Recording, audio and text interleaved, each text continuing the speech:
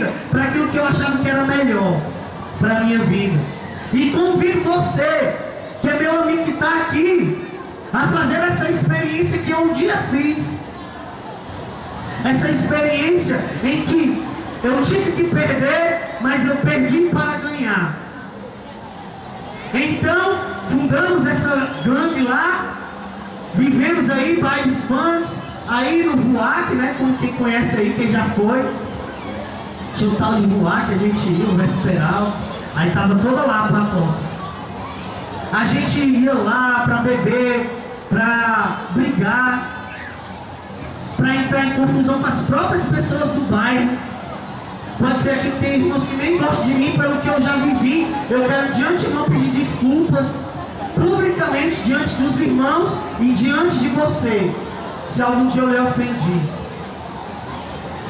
Então, naquele momento eu fui vivendo aquilo, achando que era o máximo, era tudo na minha vida, vivendo, e aí na minha noite, quando terminava todo o meu dia, quando eu ia deitar, algo quietava o meu coração.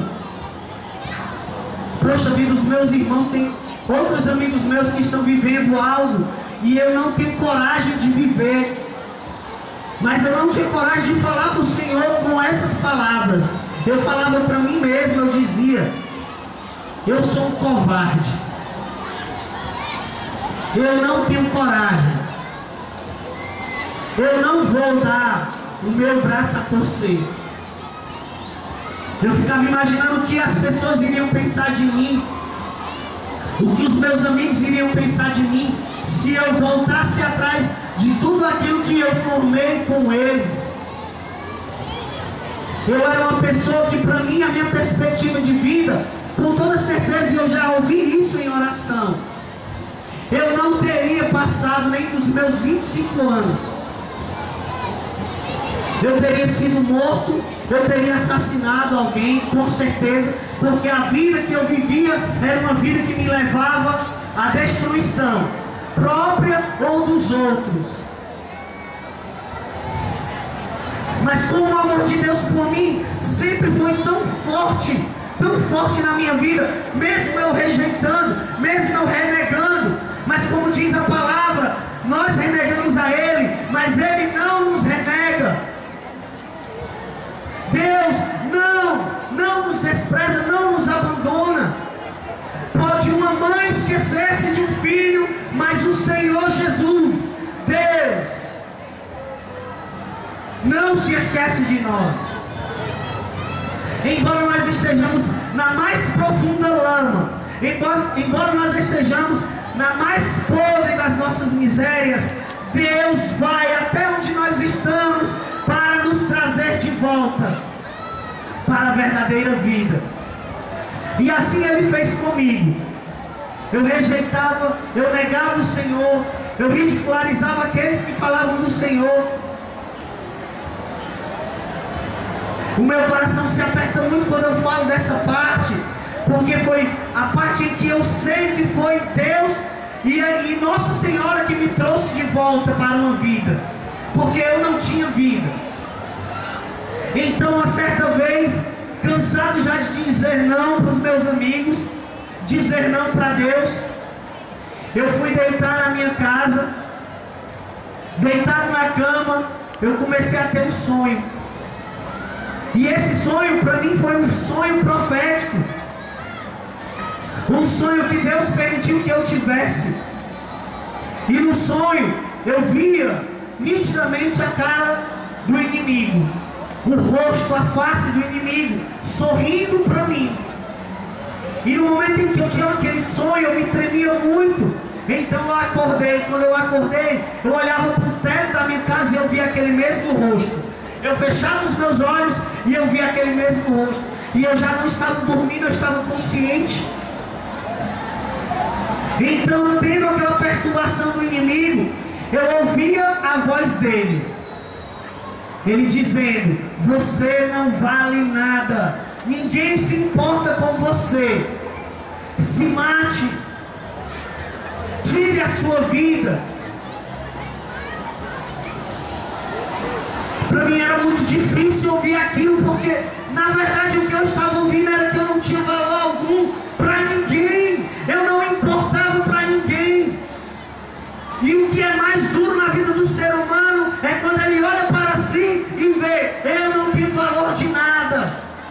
eu não valho nada, eu não sou importante. E eu ouvi aquelas palavras do inimigo falando que eu não tinha valor, que eu não era nada.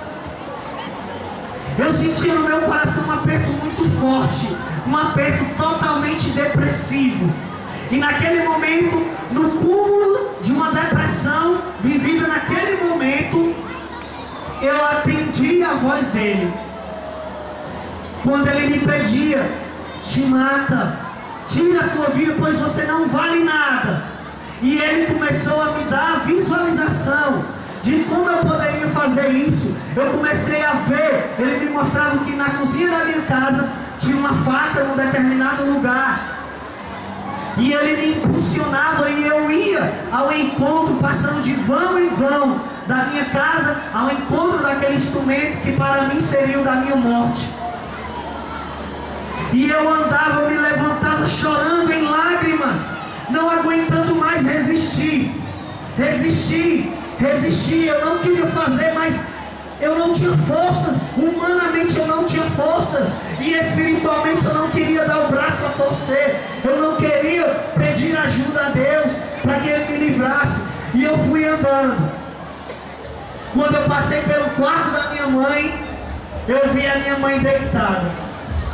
E eu não tinha voz, eu não tinha força para falar, eu não tinha nada. Só chorava. E eu queria estar ali perto, eu queria que alguém ouvisse, alguém visse o meu sofrimento, a minha dor, a minha dificuldade. E o mais difícil é porque ninguém me via.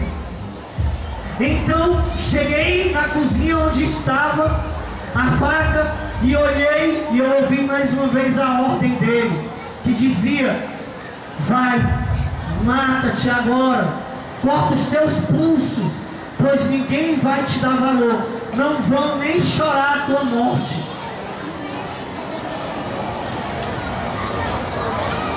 Então chorei muito ali na cozinha, chorei,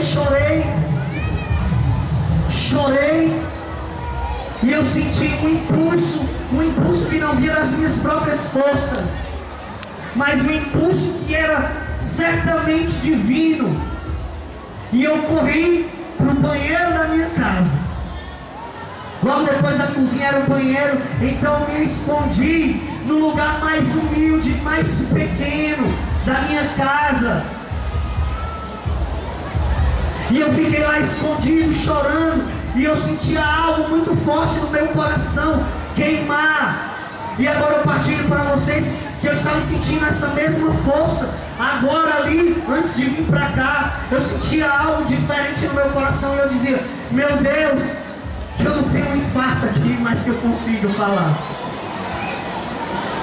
Então essa chama no meu coração foi criando forças. E do nada, eu voltei a fazer o que eu não fazia há muito tempo: a orar. E a primeira oração que o Senhor me deu a graça de rezar foi justamente a oração em línguas, que é conhecida como a oração do pobre, a oração daqueles que não sabem nem como rezar. Por isso, se você hoje não tem este dom, que é um dom, Deus dá. Não é você que adquire por força própria, por opinião própria. É um dom que você precisa pedir. Se você não tem, se você tem, agradeça a Deus, porque já é um dom. Então naquele momento Deus me derramou o seu dom, o dom da oração em línguas. E eu orava cessantemente, orava, e eu não conseguia parar. Era algo que era independente de mim. Eu orava em línguas, e o Senhor começou a me motivar à presença de Nossa Senhora. Eu via nitidamente Nossa Senhora perto de mim, dentro daquele banheiro, daquele lugar humilde, que eu sei que Nossa Senhora foi lá, no mais profundo da minha lama, me tirar. E aqui eu partilho da segunda-feira, que para mim foi muito forte, porque foi, como o Dedé falou, ver a Eucaristia também é ver o rosto de Nossa Senhora. E eu tenho essa certeza que Nossa Senhora e Jesus são muito próximos. Muito próximos. Próximos em semelhança física e espiritual em tudo. Por isso, olhar para a Eucaristia é olhar também para Nossa Senhora. E Nossa Senhora foi e ficou lá a interceder por mim. E no momento em que eu rezava com Nossa Senhora, com o amor de Nossa Senhora, eu sentia Jesus dizer: agora você vai voltar, vai ficar de pé e vai voltar. Você vai ao quarto da tua mãe e vai se deitar com ela. A minha mãe sabe que muitas vezes, quando eu chegava bêbado, então quando eu não estava conseguindo dormir, eu me deitava do lado dela. Mas eu, por me mexer muito e por roncar muito alto, ela às vezes se deitava um pouco distante de mim, para não me incomodar, e nem para que eu incomodasse ela, claro, né? E o que foi que aconteceu? Eu ouvi Jesus dizer: você vai deitar do lado da sua mãe, e ela vai ser a presença de Nossa Senhora para você. Nunca minha mãe tinha deitado comigo, desde aquele tempo, e me abraçado, porque ela sabia que eu não gostava. Mas naquele dia foi algo especial. Quando eu deitei, eu nem me aproximei, eu deitei lá no cantinho. Eu vi minha mãe vindo com o seu braço e me abraçando. E eu chorava muito. E eu agradeci a Deus por ter Nossa Senhora em minha vida. Porque foi ela que salvou a minha vida da morte. Porque foi ela que tirou a minha vida da podridão que eu estava vivendo. E naquele momento eu fui só lágrimas, choro de agradecimento por ter tido naquele momento, pelas mãos de Jesus e pelas mãos de Maria, uma salvação de vida. E naquele momento eu decidi: Senhor, a partir de agora, nunca mais eu vou dar ouvido a Satanás. Nunca mais eu vou fazer o que ele me pede. Porque eu sou teu filho, filho de Nossa Senhora, filho de Maria. Por isso eu digo para você que é mãe, para você que é filho, para você que é pai: não perca a sua fé em Maria, não perca a sua fé na Eucaristia, não perca a sua fé na igreja. Porque é por estes meios que nós alcançamos a salvação. Porque é através deste meio que Jesus vai até a mais podre da situação em que nós estamos e vai nos resgatar. Se você assim ouvir a voz dele. E naquele momento em que eu chorava, eu lembrava que os meninos tinham me convidado no outro dia para o seminário lá no Jamin. E naquele momento, quando foi a primeira coisa da minha manhã, eu disse para o Senhor: eu vou fazer este seminário, porque eu quero uma vida nova. Eu não quero mais viver a vida que eu vivia. Eu quero, Senhor, uma vida diferente. Eu quero ser feliz de verdade. Eu não quero destruir a minha vida pelas mãos do mundo. E as primeiras pessoas que eu vi foram o Daniel, o Natanael e o Sandro.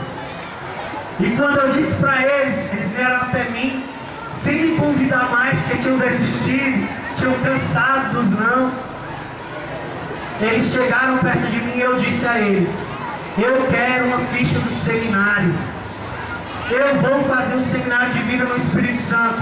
Eles logo desacreditaram: tu é doido, não tá fazendo hora, mano. Ei, mas deixa de ficar com a nossa cara, mano.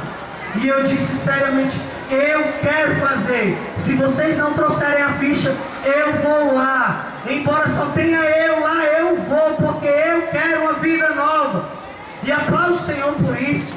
Aplaude o Senhor, porque nós precisamos hoje tomar a iniciativa, dar um sim de verdade para o Senhor. Ah, minha vida não muda, Senhor. A minha vida não tem mais jeito. Lá em casa não tem mais salvação. Os meus amigos, o meu pai e o meu irmão, tem sim. Se você acreditar e se você der um sim de verdade, você tem a resposta de Deus. Porque Ele não deixa o nosso coração sem a resposta. E agora, falando um pouco sobre a Eucaristia, que depois dessa vida é muito bom. Você conhece o amor de Deus, seminário do Espírito Santo.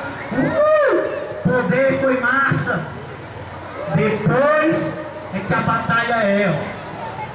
Por isso, você que está na caminhada, se encontra um pouquinho desanimado, que acha que é a hora de desistir, eu te digo, a palavra Eucaristia provém da palavra sacrifício.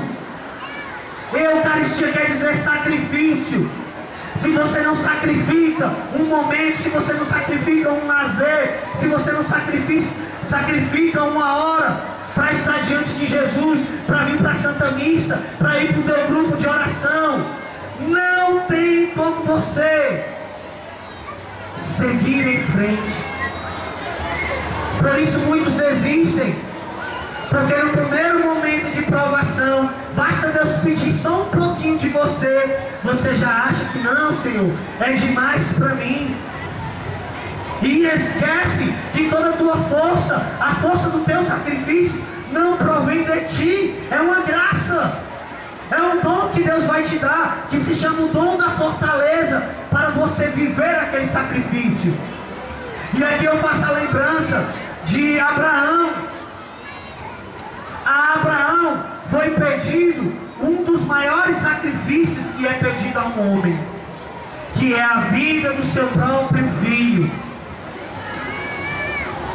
E Abraão, mesmo com seu coração partido, ele abriu mão do seu filho único para fazer o que Deus pediu. E na última hora, Deus, vendo a fidelidade de Abraão, ele resolveu não sacrificar o filho dele. Deus não permitiu com que o filho de Abraão fosse sacrificado, porque ele viu na mais profunda verdade de Abraão, do coração de Abraão, que ele teria sim coragem de dar tudo para o Senhor. E hoje nós temos exemplos bem fraquinhos, para dizer assim uma linguagem mais popular. Muitas vezes nós somos chamados a vir aqui na praça, limpar a praça. Muitas vezes nós somos chamados a ir em uma missão do nosso grupo. Muitas vezes nós somos chamados a abdicar de um final de semana para estar em retiro. Muitas vezes nós somos chamados a deixar um pouco os nossos lazeres para dar a vida ao Senhor na sua colheita, na sua obra. E às vezes o que a gente diz? Não posso ir. Não tem nem a coragem de dizer o porquê que você não pode ir. Justamente porque nós não temos um coração aberto ao coração de Deus, aberto à vontade de Deus, aberto na fé à vontade de Deus para a nossa vida. E aqui eu faço lembrança que quando Deus me chamou para o grupo lá no Vindiamin, depois do seminário, o horário do grupo era justamente às 4h30 da tarde. E 4h30 era o horário que eu tinha o meu futebol no final de semana. Deus começou logo pegando pesado comigo, sabe? Dizendo, você vai ou racha agora? E eu disse para o Senhor, se eu não tenho forças, eu não vou para esse grupo. Me dá outro grupo. Não tinha, era esse, tinha que ser esse. E eu dizendo, meu Deus, eu não vou conseguir, eu não vou. Eu disse para o Senhor, eu não vou para o grupo. E o que foi que aconteceu? No sábado, 4h30, meu coração inflamava. E eu dizia desse jeito, meu Deus, os meus amigos me chamando lá no quintal de casa. Bora, Rafael, bora, vai começar o jogo. E eu já estava com o material do time pronto para lá bater uma bolinha, né? E naquela hora, Deus age novamente. E eu senti um desgosto muito grande, porque eu achava que eu estava traindo todo aquele amor que eu tinha sentido por Deus. E eu na mesma hora tirei a roupa, troquei, vesti a calça comprida, fui logo para a comunidade escondido deles, porque senão eles iam fazer o fuso, eu não tinha que ir pro jogo, né? Aí eu ia lá pela outra porta de casa, saía escondido, mas eu fui pro Senhor. Chegava lá no grupo, estava atrasado, mas eu vim, Senhor, mas eu vim.